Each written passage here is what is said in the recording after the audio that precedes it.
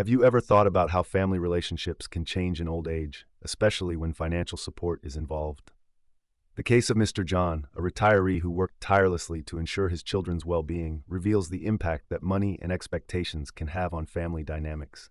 His experience makes us reflect on the importance of protecting oneself, even in relationships with those we love most. Why do some parents decide not to financially support their children in old age? And does this mean they no longer care? The answer to these questions goes beyond financial issues. It touches on human relationships and mutual respect. For Mr. John and his wife Sarah, the decision to stop helping their children was painful but necessary.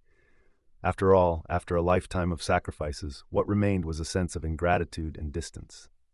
Their story is a reminder that sometimes protecting one's finances is the only way to ensure a dignified old age. Mr. John and Sarah, both former teachers, had always dreamed of a peaceful retirement.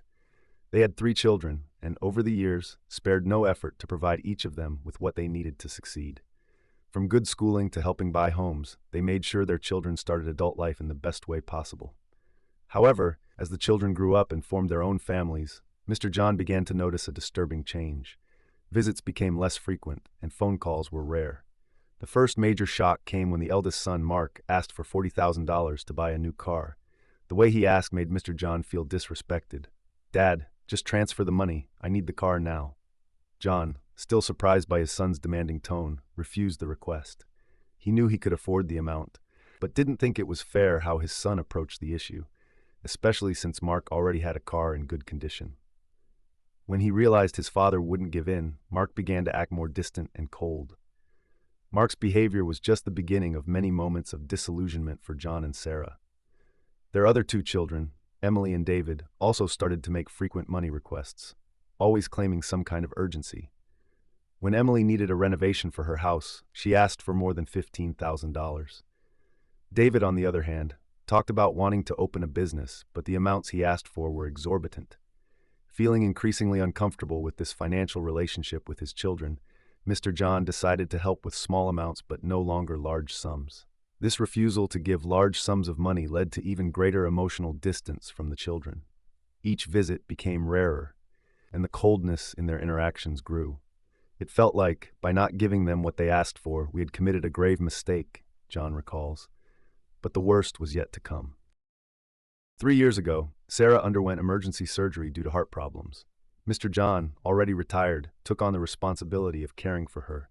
Even so, he expected his children to visit their mother in the hospital, given how delicate the situation was. However, none of them showed up. Both made brief calls, with excuses about work commitments and other priorities. Their absence during this period deeply hurt Sarah. A few months after Sarah's recovery, John had an accident and fractured his hip. This time, he had to face his own physical frailty. With his wife still recovering and unable to help him, he turned to his children once again, asking if they could come help temporarily. Once again, the children found excuses. Emily said she had work commitments, and David mentioned personal problems that prevented him from being absent. With no other option, Mr. John had to hire a caregiver. It was during this recovery period that the truth finally dawned on John. One of his grandchildren, during a casual visit, mentioned that Mark was on vacation at the beach with his family, and David had traveled to a sports event with friends. Knowing this, while facing his own struggles, was an emotionally devastating blow. After these events, John and Sarah made a decision that completely changed how they dealt with their children. "We realized we could no longer count on them, neither emotionally nor financially," John explained. It was then that they decided the money they had saved throughout their lives would be used only to secure their own future. They would no longer transfer large sums to the children, and any emergency would be dealt with using their own savings. John and Sarah also discussed what they would do in the future if both needed more intense care. They decided that, instead of depending on their children, they would save enough to go to a good nursing home, if necessary. "We know it's not the same as having family around, but it's better than depending on those who don't care," John said. Mr. John's situation may seem extreme, but it reflects a reality that is becoming increasingly common.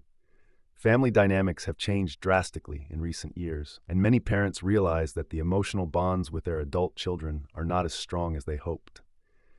Mr. John now advises friends and acquaintances to think carefully before giving in to their children's financial demands. He believes that independence in old age is not just a matter of money, but also of dignity. We love our children, says John, but we've learned that, in old age, we need to take care of ourselves first. True love also means teaching children to stand on their own 2 feet. If you found this story helpful and want more tips on managing family dynamics, securing your financial future, and enjoying retirement, don't forget to subscribe to our channel. Give this video a thumbs up, share it with friends or family who might benefit from this advice, and let us know your thoughts in the comments below. Your feedback matters, and we'd love to hear your experiences.